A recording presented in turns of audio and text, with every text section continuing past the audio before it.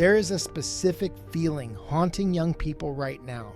It's not just that the economy is hard, it's the feeling that the contract was broken. You followed the rules, you went to school, you took the loans, and you arrived at adulthood to find the finish line had moved. Today, we're looking at a conversation from the Modern Wisdom podcast between host Chris Williamson and Brett Cooper. They perfectly articulate this feeling of betrayal, but more importantly, they explain why this specific environment, as bad as it looks, might actually be the easiest time in history to win, simply because everyone else has given up.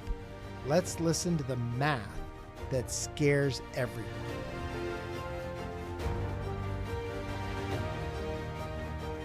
I'm 21, I'm at university. You're telling me I'm going to grind for the next 19 years on average to get my first home. Yeah. And like if the throwing number the is towel. presumably shifting, so by the time that you get there, it's 45, it's, yeah.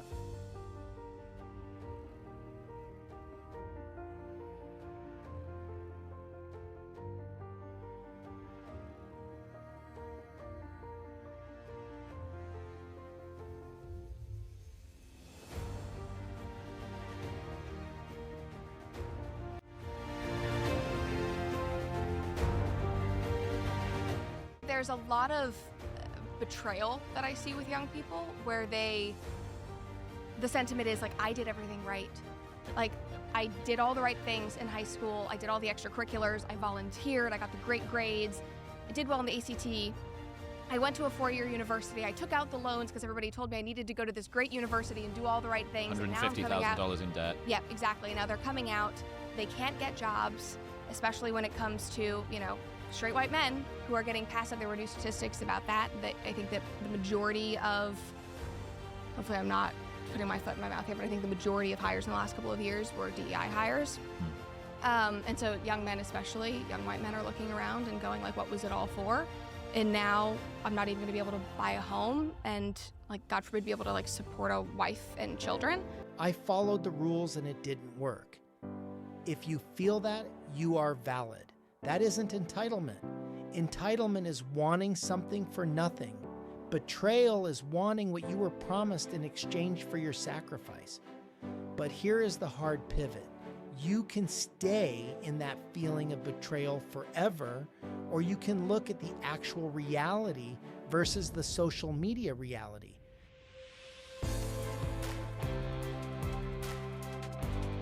I think for sure. this is one of the big challenges that people face. It's not just what is the reality of the economy, can people afford stuff, it's what do people think the reality is. Yes. This is intergenerational competition theory. So you, at your age, compare yourself to where you think your parents were at your age. Yeah. And the problem there is you don't actually know where your parents were. No. So everybody thinks that the golden era, get that into you. Husband will be happy. Oh, yeah. Everybody thinks that the golden era from the past was better. But interestingly, no one ever believes they're living through a golden age. No. Right? The 90s, no one thought we're living through a golden age. The 70s, no one thought we're living through a golden age. The 30s, no one thought we're living through a golden age. Yeah, but in hindsight's retrospect, you 20/20. assume that that's what it was like. And in many ways, affordability, first-time home ownership, you can look at objective metrics of that. But the biggest one is, how do people feel Yes. about it? And if you feel like you're being kicked in the nuts over and over again, that is your reality, whether or not that is your reality. Comparison is the thief of joy. But in this economy, comparison is also the thief of action. While you are staring at the 1990s, wishing you were there, the clock is ticking on 2026. And this leads us to the most controversial yet hopeful point of the entire podcast. Brett explains that because everyone is so pessimistic, the competition has effectively vanished.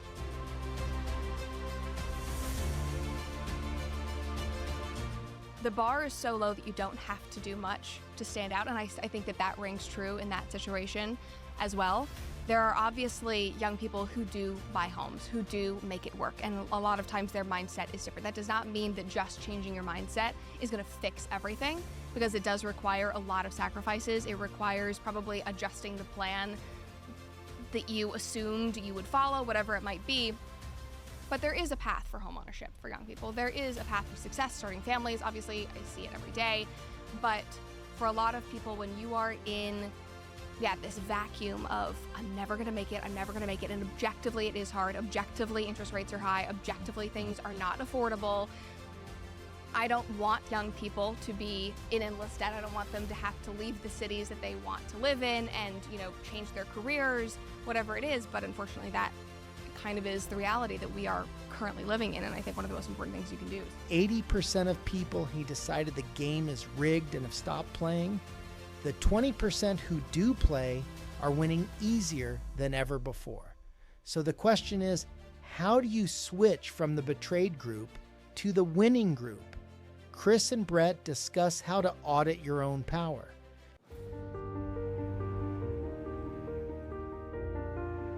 First, assess your reality and go, okay, I just have to, this is it. I have to accept it. Now, what am I going to do about it? So if I had to give advice, that would be what it is. That doesn't make the situation any better. Yep. But it's like, okay, if you can't fight this yourself right now, obviously you can vote differently, you can do whatever you want.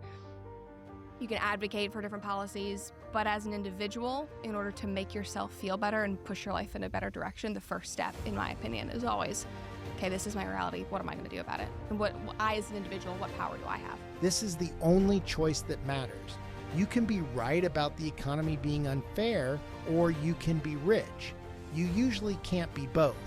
They wrap this up with a concept called the bracket. This is the framework you need to live by if you want to escape the trap.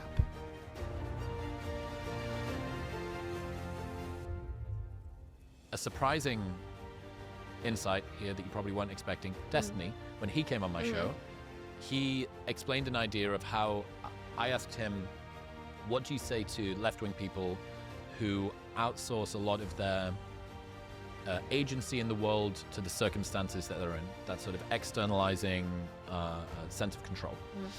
And he said he thinks about it as sort of a two-step flow theory. I came up with the name, but he explained the theory. So he said that there's a particular bracket within which you sit, and this will be determined by your genetics, it'll be determined by where you grew up, who your parents were, the area you're in, the time of the world that you existed within. He's like, that bracket is really, really hard to move, right? That is kind of objective reality. But inside of that bracket, it's all you. Yeah. And the more effort that you apply, the more diligent that you can be, the more pro-social you can be, the more hopeful you can be. Yeah. That allows you to move within that. So, yeah, you can whine about where the bracket is. I do get that. But especially if you're toward the bottom end within the bracket, it's like, dude, that's on you. Yeah. And I understand. That's a great way to put it. With yes. The bracket might be in different places. But your movement within it is exactly. it is all in front of you. Yeah, that's your personal responsibility. Yeah. You don't control the bracket. You don't control the Federal Reserve, the housing market, or where you were born. But the distance between the bottom of your bracket and the top is entirely up to you. And right now, since the bar is so low, moving up that bracket has never been more accessible. Stop looking at the closed doors, walk through the open one. If this video gave you a new perspective, hit the like button so it reaches more people who need to hear it. And make sure you subscribe, because we're going to be breaking down how to win in this economy every single week. Thanks for watching.